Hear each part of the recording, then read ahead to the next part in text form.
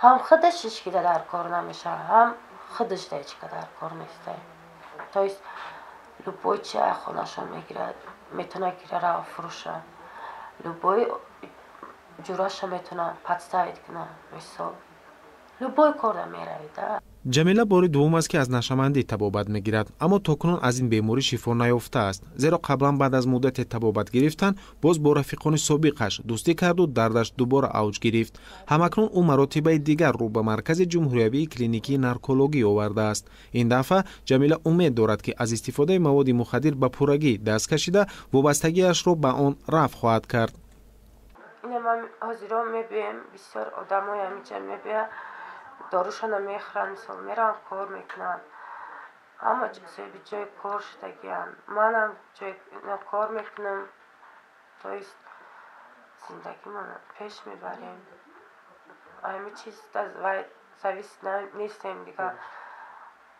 دخترام ناز نگاه میکنن، خیلی سلامتی من نگاه میکنن. ثبات‌های ما همین نشون میدن که برای معالجه یک شخصیتی که گرفتار بیماری نشامندی است، برای یک کورس تبابت 1300-1400 سامانی لازم است.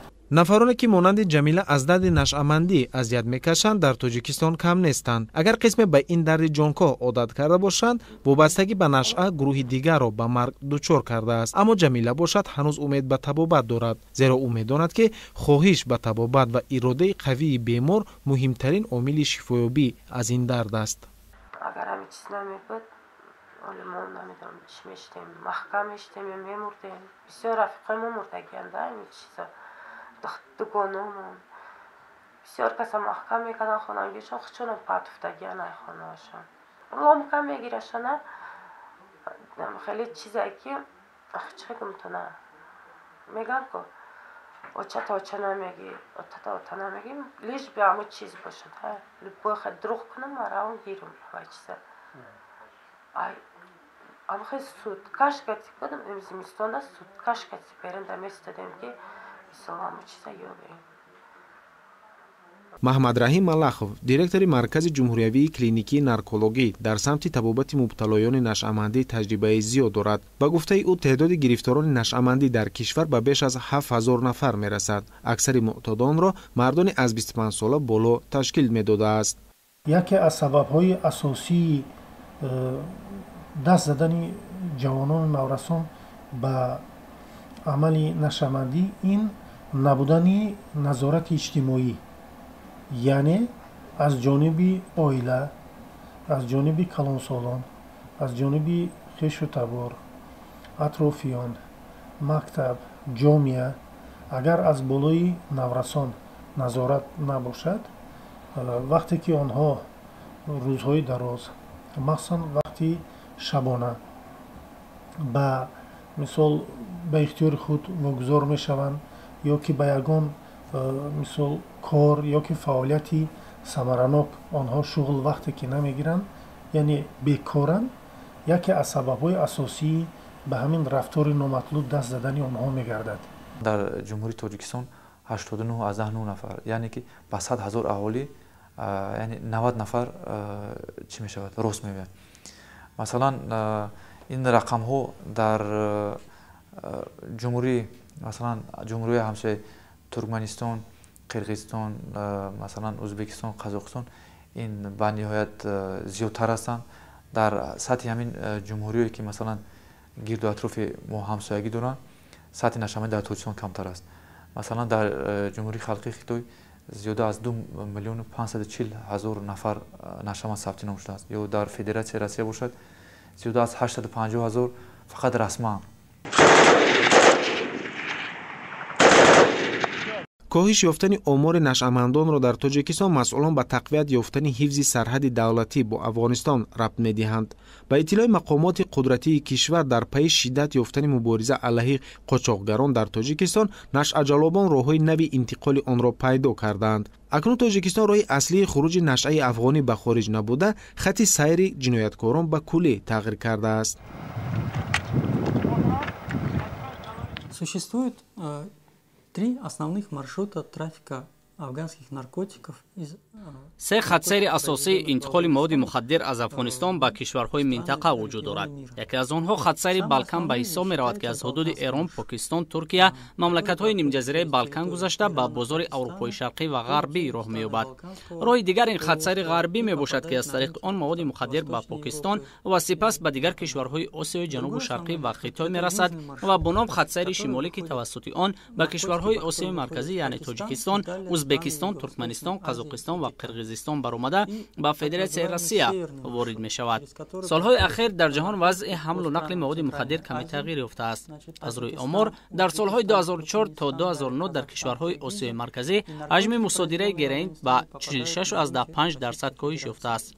яъне дар соли 2004 агар аз бозорҳо бештар аз 6 тонна героин мусодира гардида бошад, дар соли 2009 ин рақам ба 3.4% баробар гардид.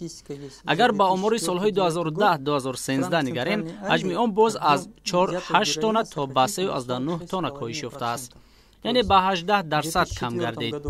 аз рӯи таҳлилҳои мо сабаби коҳишёбӣ эҳтимол дар он аст, ки вақтҳои ахир бештари маводи мухаддир дар ҷанубу ғарби Афғонистон, ки дар наздикии марз бо кишварҳои Покистон ва Эрон мавқеъ аст, истеҳсол мегардад. тариқи ин кишварҳо маводи мухаддирро ба Аврупо интиқол додан осонтар аст, тавассути Балкан ва ё хатсайри ғарбиву шарқӣ ва Чин. бояд қайд намуд, ки солҳои ахир дар хатсайри Балкан мусодираи маводи мухаддир бештар гардидааст. ҳамчунин тибқи маълумот дар ҷанубу шарқи Осиё низ мусодираи маводи мухаддир афзоиш ёфтааст. шуруъ аз солҳои 2008-2009 мо як хатсайри интиқоли маводи мухаддири дигарро кашф намудем. ин хатсайри шимоли баҳри Сиёҳ мебошад, ки тавассути шимоли Эрон гузашта ба кишварҳои минтақаи Қавқоз ва ба Россия роҳ ёфта, ё ин ки тариқи баҳри Сиёҳ ба Украина, Булғористон ва бозори Аврупои шарқӣ мебарояд. чаро мо ин таҳлилҳоро гузаронидем? тибқи иттилое, ки аз мақомоти расмӣ ва дигар сарчашмаҳо ба мо дастрас мегардад, мо зиёдшавии маводи мухаддирро пеш аз ҳама дар навъи бангдона, афён ва героин мушоҳида намудем. мусодираи ҳаҷман калони онҳо, яъне аз 100 килограмм бештар дар Украина, Озарбойҷон ва Булғористон ба қайд гирифта шуда буд. барои мисол, дар соли 2008 4 ҳолати мусодираи маводи мухаддир дар халиҷе, ки бор аз Гурҷистон омода буд, мусодира гардид. дар Украина низ чунин ҳолат ба мушоҳида гирифта шуд. дар минтақаҳои наздики шимоли Қавқози Федератсияи Россия низ афзоиши мусодираи афён ба назар расид.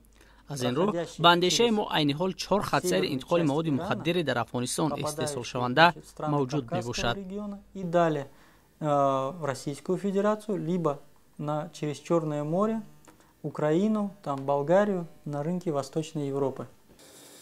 дар давоми 10 моҳи соли 2014 аз ҷониби тамоми сохторҳои қудратии кишвар беш аз 5 тонна маводи мухаддир дарёфт ва мусодира шудааст. баррасии парвандаи қисме аз қочоқгарон то кунун идома дорад, аммо аксари онҳо равонаи зиндон шуда, маводи мусодирашудаи марбут ба ҷинояткорон маҳв гардидааст. мо мехоҳем ё намехоҳем, ин як гурӯҳҳои ҷинояткорӣ ҳастанд, ки хислатҳои байналмилалӣ доранд, яъне гурӯҳҳое ҳастанд, ки дар як кишвар не, дар якчанд кишвар фаъолият мекунанд. аз ҳамун фурсатҳои хуб, аз фурсатҳои муносиб истифода бурда дар дигар кишварҳо, мисол агар ба таври мушаххас гӯем як элемент ё як намуд аз ҷумҳурии халқи Хитой меоранд, як намуди дигар аз федератсия меоранд, он чизое ки ҳастанд, ки иҷоза дода шуданд, яъне онҳо манъ карда нашуданд. мисол аз ҷумҳурии халқи Хитой ба Қазоқистон меоранд, аз Россия ба Қазоқистон ва дар ҳамун ҷо як чиз дигар истеҳсол мекунанд. мо барои чӣ намегем? барои он мегем, ки вақте ки ҳамун чизе ки ворид мешаванд, албатта вазифаи якуми мо аввал ахбор гирифтан, пешгирӣ кардан ин масъала ҳастак. бинобар ин аксарият мо метавонем гуфта, ки аз ҷумҳурии халқи Хитой, аз Қазоқистон, аз Федератсияи Россия маводҳои синтетикӣ ворид мегарданд ва албатта таъсири ҳамин маводҳои синтетикӣ ниҳоят хафнок ва зарари зиёдтаре доранд. бинобар ин тамоми мақомотҳои ҳифзи ҳуқуқи ҷумҳурии Тоҷикистон доир ба ин масъала маълумотҳои хуб гирифтагӣ ҳастанд, омода ҳастанд, ки ҳарчи пештар ва ҳарчи зиёдтар садди роҳ шаванд ва амин маводҳои синтетикие ки ба ҷумҳурии Тоҷикистон ворид мегарданд, ин пешгирӣ карда шаванд.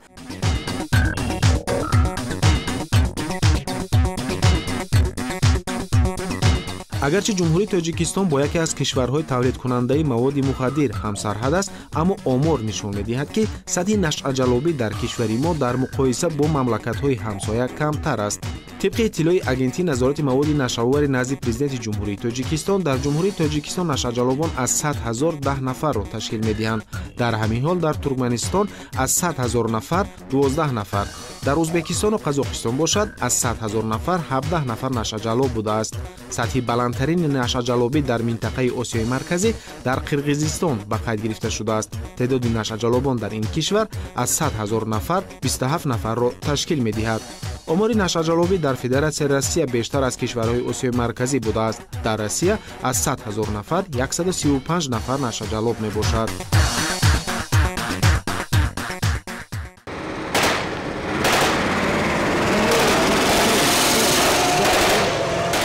ҳамакнун дар мубориза барои коҳиш додани гардиши ғайриқонунии маводи мухаддири истеҳсоли ҷумҳурии исломии Афғонистон, Тоҷикистон танҳо нест. ниҳодҳои байналмилалӣ низ чораҳои ҷилавгирӣ аз қочоқи маводи мухаддирро дар баробари Афғонистон дар Тоҷикистон низ ҷоно карданд. зеро нашъамандӣ ва нашъаҷалобӣ ду раванди ба ҳам вобаста буда, таъсири манфии он на ба як ё ду кишвар, балки ба кулли ҷомеаи ҷаҳонӣ марбут аст.